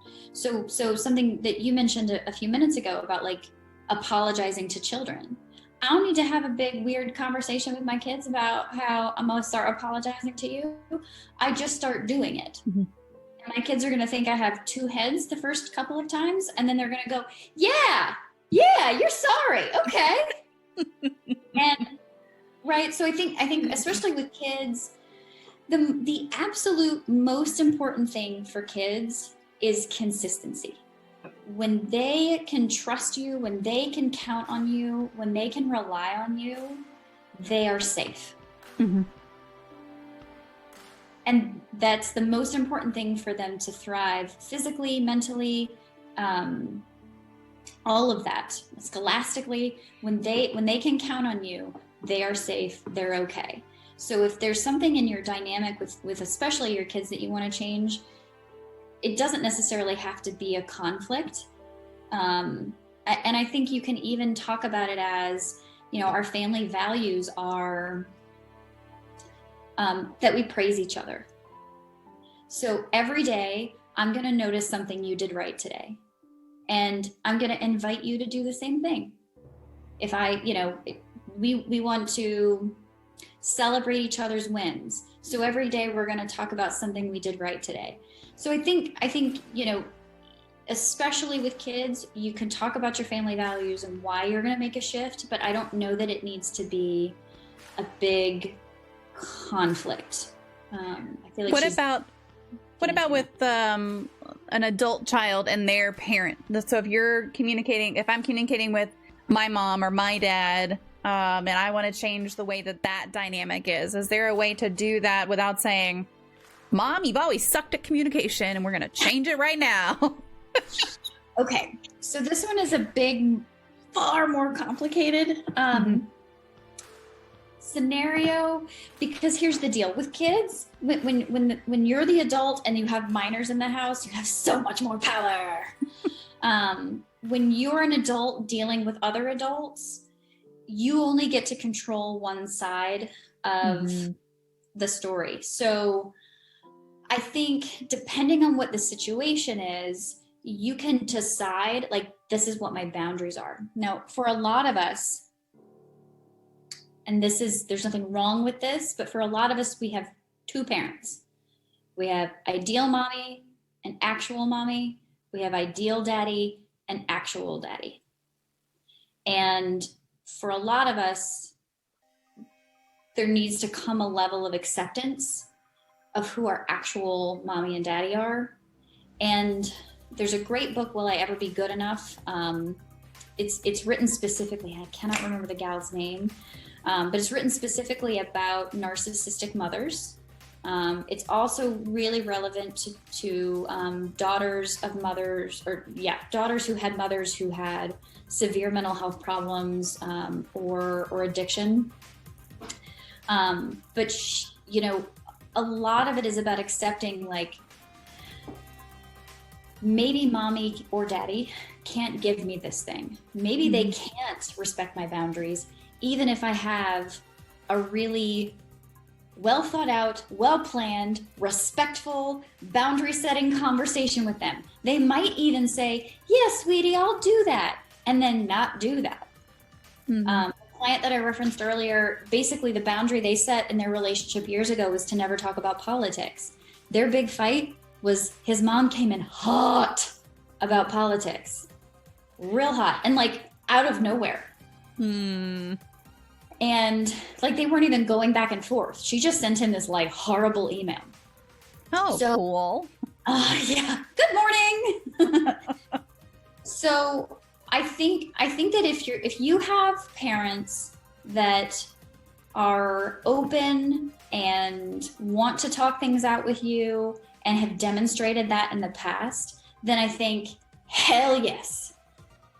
Again, you know, start with what you really need and then attempt to communicate it with them. However, if your actual mommy or daddy doesn't have the tools, the bandwidth, the ability, or the desire in some cases, to really hear you, then I don't know that it's worth your energy to have that kind of conversation with them. It might just be that it's time for you to adjust your expectations for that relationship. Yeah. And you mentioned setting boundaries, and obviously sometimes they'll cross those boundaries, but I think it is important, if you are to that point, to set some boundaries and say, look, we can't talk about this. Can't talk about this. To shut the conversation down, or even to hold back. So I'll just make something up. So let's say I have a very critical mother. There might just be things that I choose not to share with her going forward because I know she's going to criticize and give me a hard time about it. So I'm just not going to tell her. And that means that our relationship is going to be more distant. It means that there are going to be parts of my life she doesn't get to know. And that's sad for me, for sure, because I want to be able to pull her in close. But when I think about who actual mommy is, I can't. It's not safe. She's going to hurt my feelings. I've been telling her for a long time, ow, ow, that hurts, stop it. And she keeps doing it. So I have to Heisman her a little bit. Yeah. And that's more what I mean about setting those boundaries. Sometimes the boundary is with myself. That's a great point. Is there an exercise you find yourself recommending to clients seeking out help with communications with their partner? You've mentioned the Gottman method, a little bit of that kind of what I want, what I need. Is there a specific exercise that you recommend to couples? Oh, I think it depends so much on the couple and what their presenting problem is. I guess if there was one thing that I tell all couples that I work with is to slow down. You know, we have 2 ears and one mouth. So slow down and listen harder. I like that. If you're in a conflict with your partner, what are some things to avoid in your communications? And we kind of touched on that a little bit. But are there any things that you can say or do differently when you're in more of a heated discussion than you would in a day-to-day conversation? Yeah. So criticizing, making fun of, calling names. We all know what our partner's buttons are. If you're in a place where you're dying to push those buttons, shut up, go to bed. Because, you know, you're not going to get your needs met. If what I really need is for you to hear me, what I really need is for you to modify your behavior, I'm not going to get that by making you feel small or belittled or unloved. So I think step one is really like getting right with me. I need to deal with my stuff, and sometimes I'm mad and it has nothing to do with my partner. And so, you know, you said something earlier that I thought was really important about, you know, apologizing doesn't mean the whole thing was my fault, but I have to take responsibility for my part in any conflict. And if I'm not willing to do that, we're not going to get real far in this. So taking responsibility for my part, and maybe my part is I came home from work today in a crappy mood and I was snippy with you and you didn't deserve that. Mm-hmm. I also need you to pick up the damn socks. Talk about it. Mm-hmm. Right? Like, I feel disrespected when every day I come home from work and there's shit all over the floor. Help me. So I think slowing down, right? I said a few minutes ago, slow down and listen harder. Mm-hmm. And part of the slow down is for me. I need to slow down. I need to calm down. I need to manage my anger. I need to manage my anxiety, because if I haven't at least gotten a decent grip on those before I approach you, we're just going to ratchet each other up. And then paying attention. So without getting too deep into your nervous system and what happens in your body, but the more upset you get, the more your brain starts to go into fight, flight, or freeze. Mm-hmm. And if you're in fight, flight, or freeze, you are not going to communicate effectively. You're not going to listen well, and your needs aren't going to get met. And your partner is either also going to get upset and escalated, or they're going to be standing there like, I don't get why you're upset at all. I don't get it. And so nobody's going to get what they want. Once you start to feel like your blood pressure go up and your body temperature go up and you're sweating in the stress places, it's time for you to slow down and take care of yourself, mm-hmm. because you're no longer in your body. You're no longer communicating effectively. Yeah. I'm a freezer and then a flyer. I'm not sure which spelling it is, quite honestly. My brain power is not there today. It's Monday. Like it's hard to get in that freeze moment. I am more of a lasher outer for sure. In a relationship, like if you come at me, I'm going to come back harder. That's my tendency. And I had to really coax myself out of that quite a bit. But it was I definitely had days where like my tags on my shirt were bothering me. Like, and I would come home and it'd be like, everything is awful today. And I really, there was definitely a benefit of me just saying like, I'm having a touched out day, and if you come near me, I might just bite your head off for no reason whatsoever. Mm-hmm. But I think articulating that helped us quite a bit. But yeah, it's the fight, flight, freeze, fawn. What is the fawn part? I'm not sure what that is. Can we normalize safe words for arguments? Like sometimes you need a timeout, not because you don't feel the discussion has value, but because you can't give it value right now. I think that's a great idea. Yeah. I mean, again, when you're in that place, you're not going to listen well, mm-hmm. and you're also not going to effectively communicate your own needs. So that's one of the things that I tried really early on with most of my couples is to literally have them practice how they're going to ask for what they need. If what I need is a break, I take responsibility that I need a break. I don't tell you, you're too upset. I don't want to talk to you when you're this upset. Or you're not listening to me, I'm done. It's about me. I'm too upset. I can't communicate with you effectively. I need a break. Can we try again in 2 hours? Mm-hmm. Can we try again tomorrow? But make it about me and my needs. And then I go take care of myself. Maybe I need to run. Maybe I need to take a shower. Maybe I need to go break something.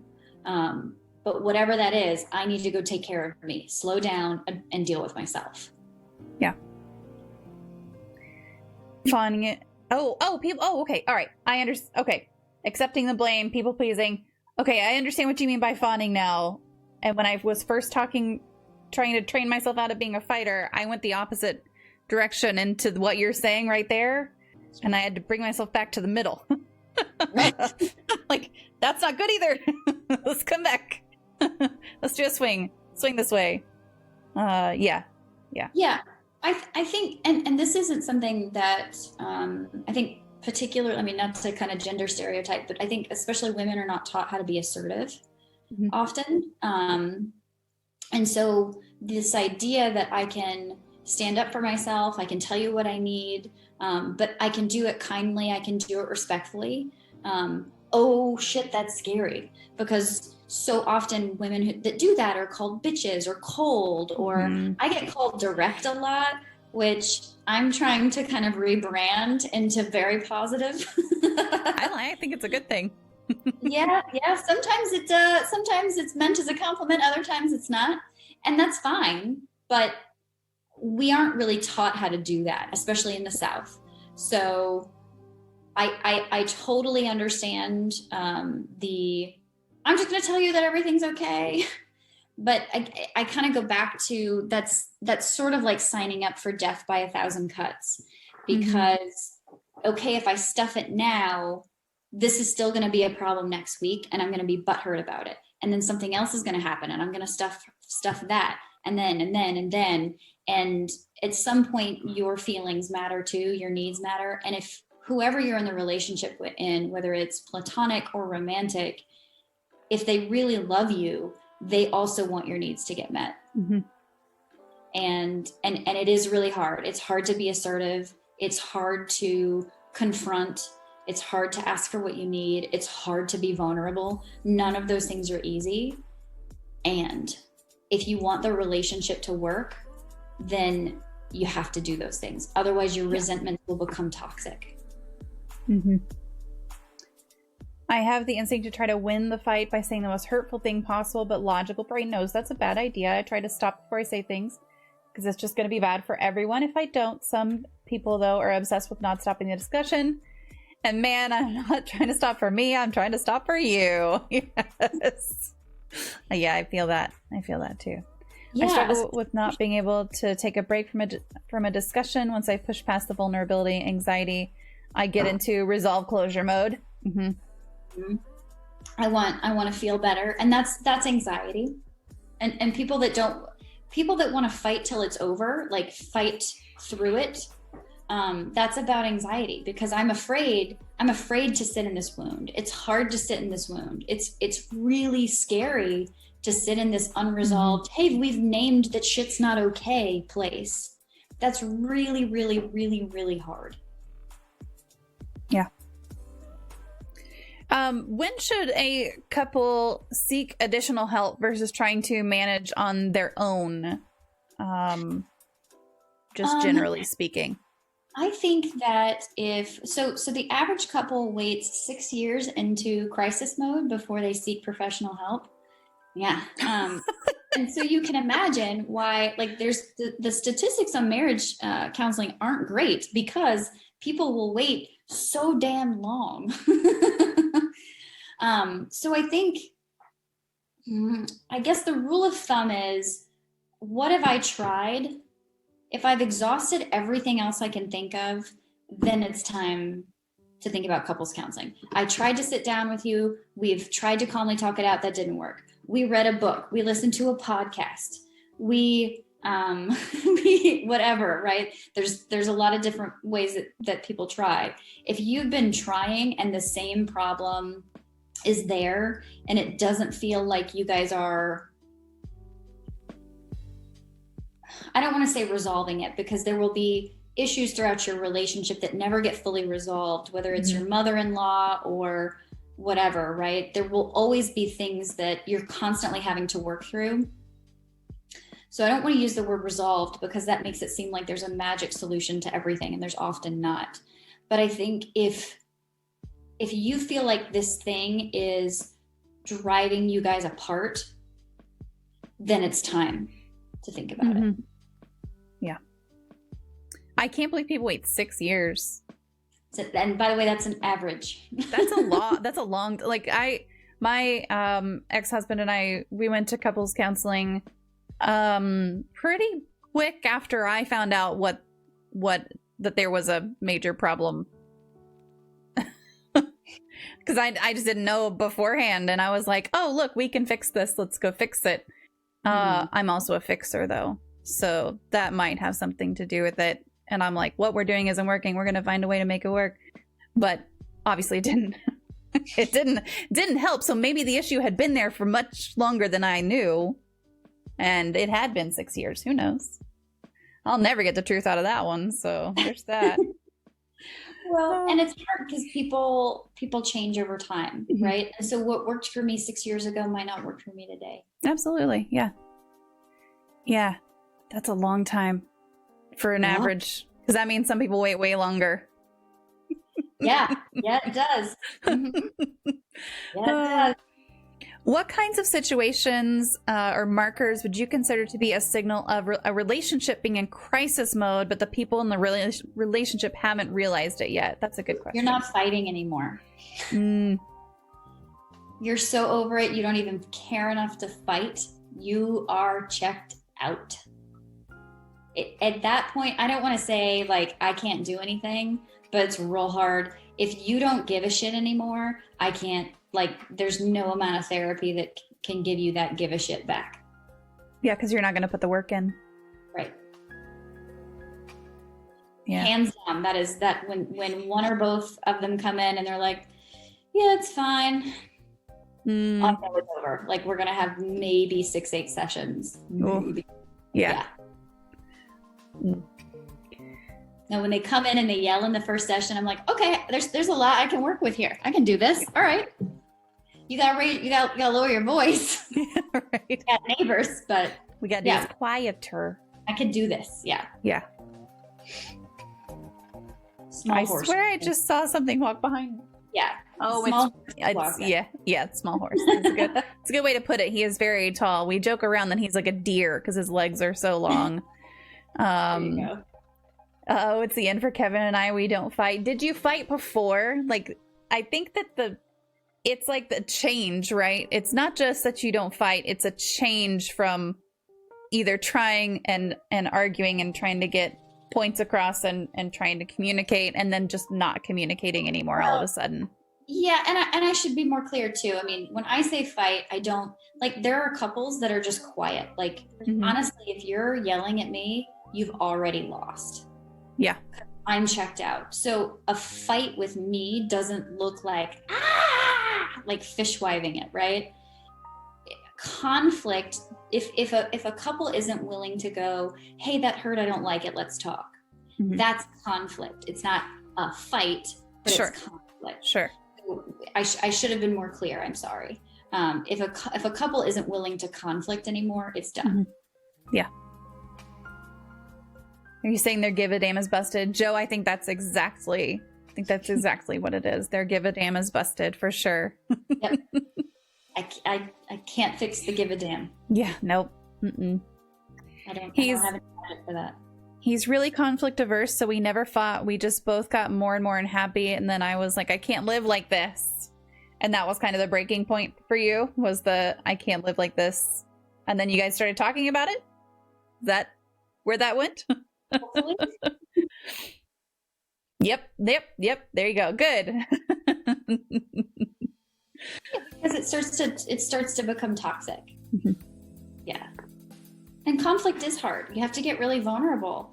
You have to talk about what you need. You have to talk about what hurts. In order to have a really effective, fruitful conflict, you have to be vulnerable. She said, I told him straight up, I don't want to be in a relationship with you if we're just miserable, but in the same place. So we can't just wait for external things to get better. Yeah. Yeah. You tell him. Yeah.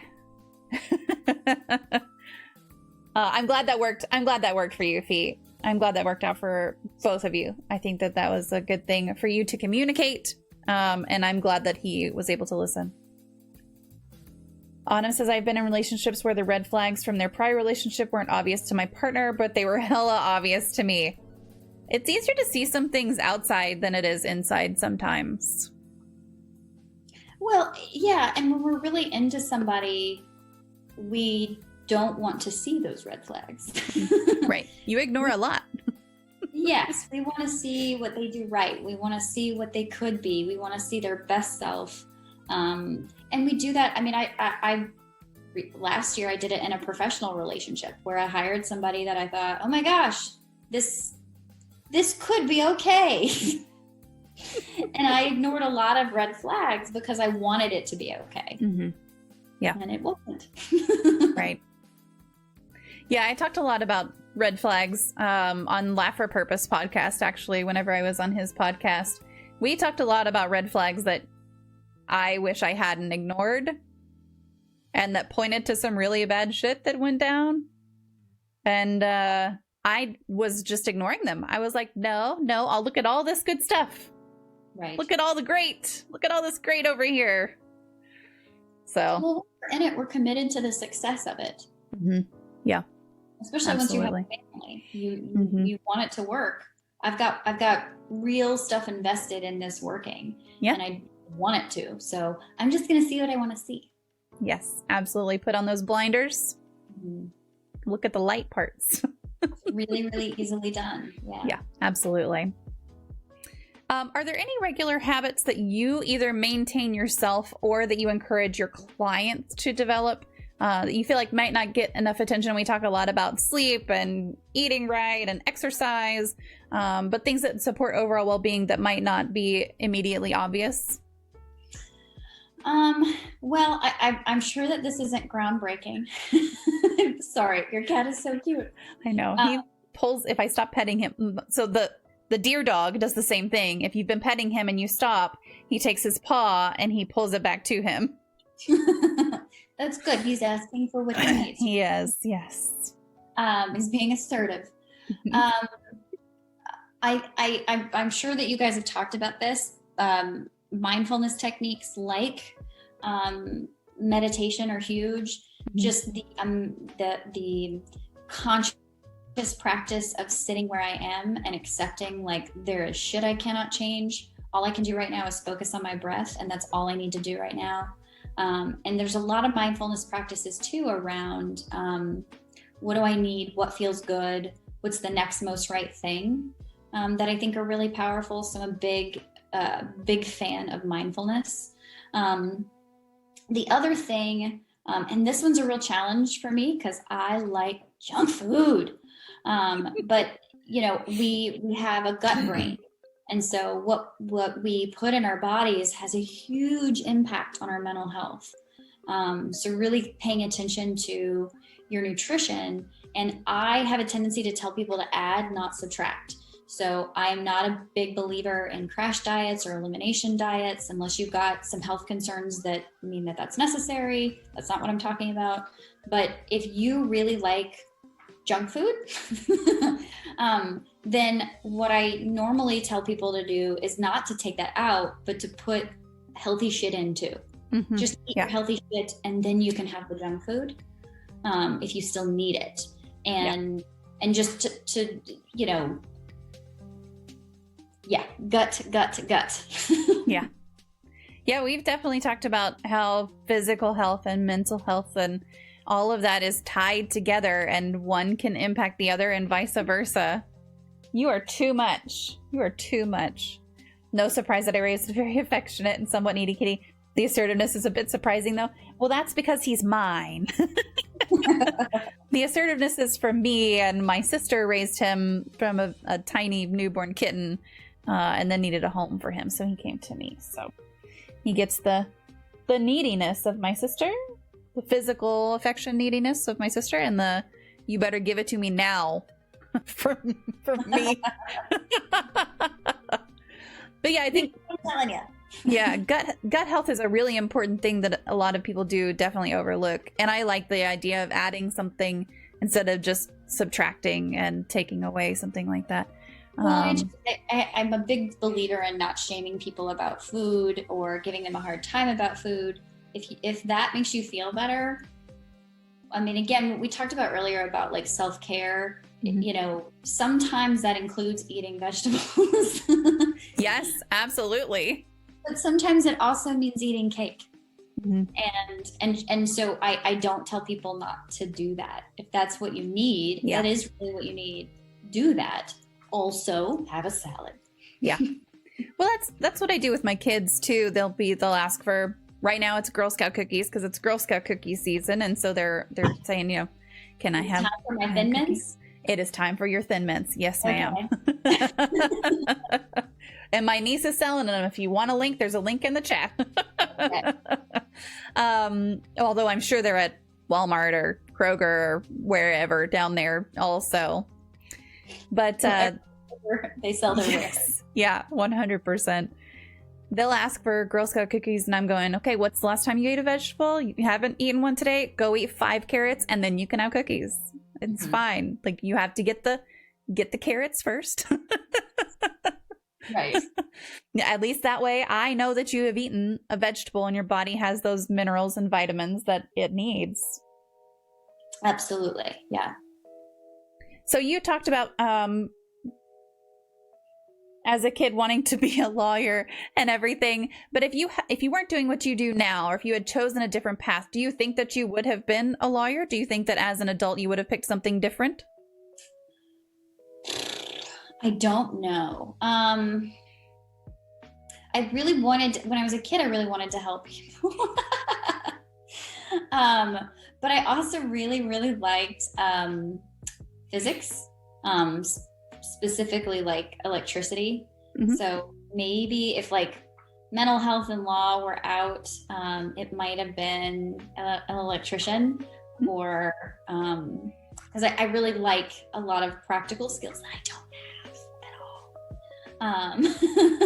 but long for and appreciate in other people. I think, yeah, electrical engineering or Mm-hmm. an electrician, I think those would be very interesting to me. I also like the idea of being able to wear a jumpsuit every day to work. Yeah. I like it. Yeah, that sounds nice. Work boots and a jumpsuit. Mm-hmm. Laundry would be so simple. Yes, it would. It definitely would. Mm-hmm. Right? No dry clean only. Yeah, no kidding. Although right now I just don't go anywhere, so I haven't had to get anything dry cleaned in a long time. Yeah. I haven't in a while. It's good. It is. I live in leggings, and then sometimes I put on a nice shirt. They don't have to see my leggings. Nope. Not at all. Okay, so it is time for the, probably shouldn't say Disney, but I'm going to say Disney anyway. It's time for the Disney magic moment. So I have a magic wand here that I'm going to turn to not quite so intense. And I'm going to hand this to you through the camera, and you get to wave it. And you get to eliminate one common opinion, misconception, or theory surrounding mental illness, disabilities, or talking about mental health. What is that going to be that you would like to eliminate today? And I'll just give it a little wave here.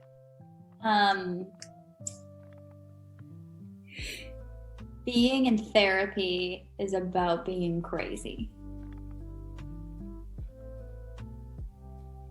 Maybe. Or especially for couples, that going to therapy means that we did something wrong, or we can't hack it, or we aren't going to make it. Yeah. Only crazy people need therapy. Yes. That's a good way that would be a great one to eliminate, because everyone could benefit from a little therapy. Yes. Whether you have a diagnosable mental illness or not, therapy is great. Yeah, that is not a necessity. And I think it hurts my heart every time I hear a client say, like, well, I'm here, so I'm obviously crazy. Like, well, what is crazy? And I mean, if you're crazy, I am too. I'm also in therapy. And one of my colleagues says, you know, if you ever run across a therapist who's not in therapy themselves, don't walk, run in the opposite direction. Yeah.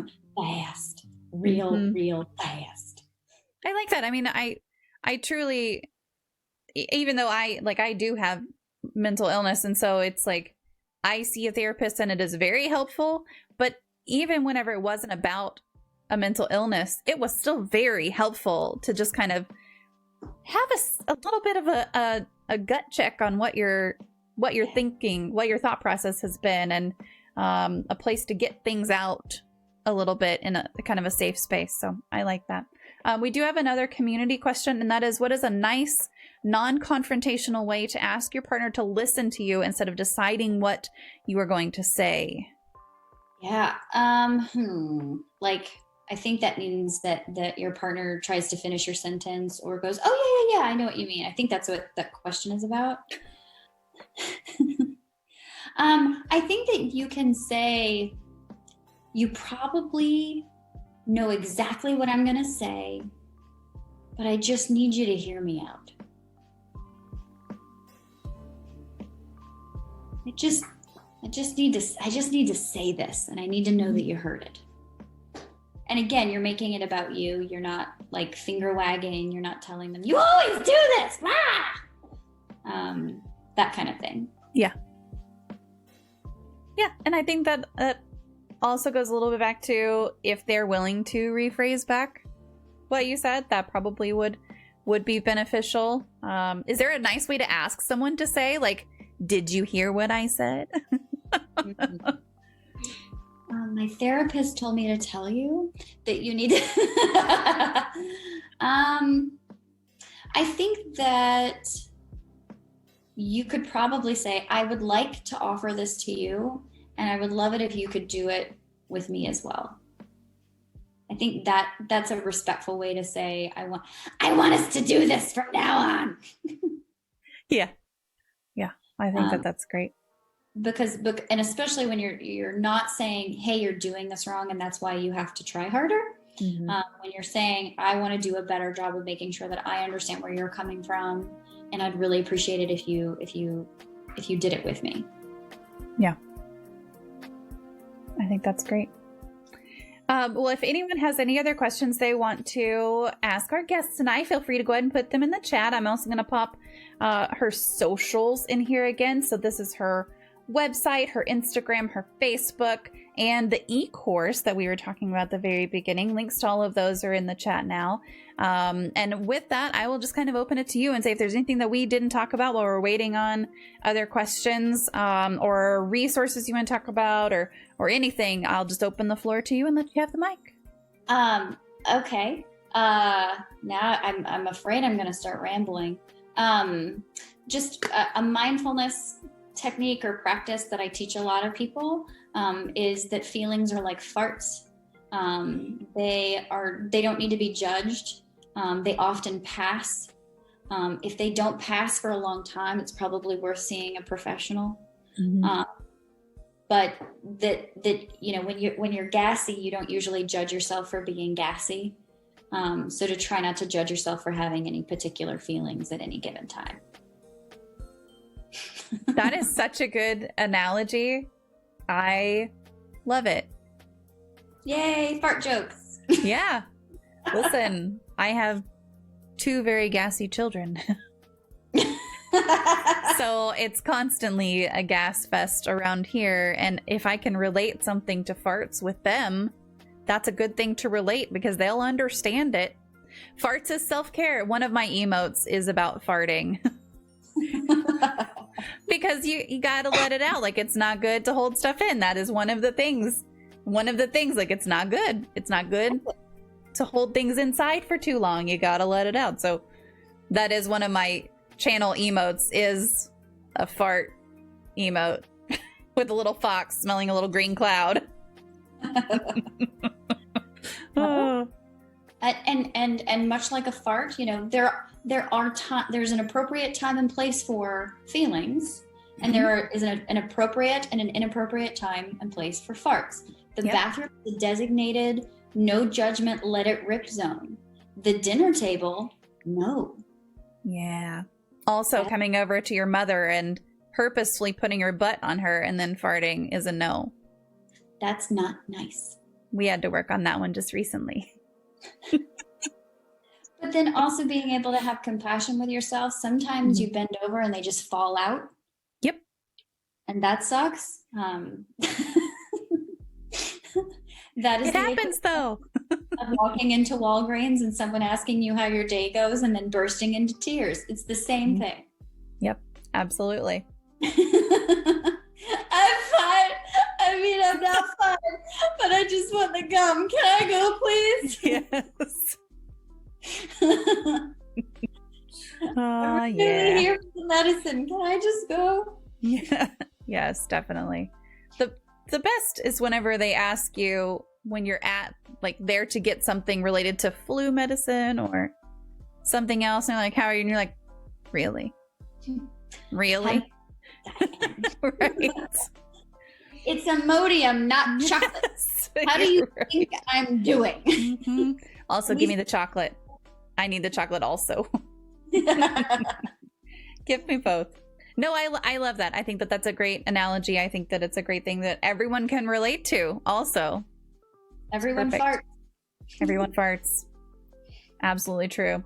Well, thank you so much, Nicole. Thank you so much for being here. I appreciate it. And y'all give me just a minute. That's a wrap on today's episode. I hope something in that conversation with Nicole gave you a moment of clarity, or maybe just reminded you that you're not the only one trying to figure this stuff out. Communication in relationships isn't about saying the perfect thing. It's about doing the best you can, showing up honestly, and being willing to keep learning. What really stuck with me from this chat was how much impact it makes when we slow down and actually check in with ourselves before we go into a conversation. Like, what am I really upset about here? Is it the thing on the surface, or is it something deeper that hasn't been named yet? Nicole said something that hit hard. If your partner keeps repeating themselves, it probably means they don't feel heard. That's such a simple idea, but explains a lot of the cycles we all get stuck in. And saying, I feel, I want, I need, it can sound a little cheesy at first, but it's a powerful way to cut through the noise and speak clearly. Whether you're trying to repair a disconnect, set a boundary, or just express something vulnerable, that format gives you a way to stay grounded without launching into blame or shutting down completely. And look, if you're listening and thinking, I don't even know where to start, that's okay. This is hard stuff. Communication isn't one of those things you learn once and then you're set for life. It's something we keep practicing, especially in relationships that matter. If today's episode helped you or made you think of someone who could use a little relationship support right now, please share it. Text it to a friend, drop it in your group chat, whatever works. And if you've got a minute, please take the time to like, subscribe, and leave a review or a comment wherever you're listening. Especially if you're listening on Apple Podcasts or Spotify. That really helps more folks find the show, and it means a lot to me. You can also check out the show website at tacosfallapart.com. There you'll find ways to connect, tons of resources, and info on upcoming guests and topics. Thanks for hanging out with me today. Take care of yourself, check in with the people you care about, and remember, communication isn't about getting it perfect. It's about being willing to try again. I'll catch you next time.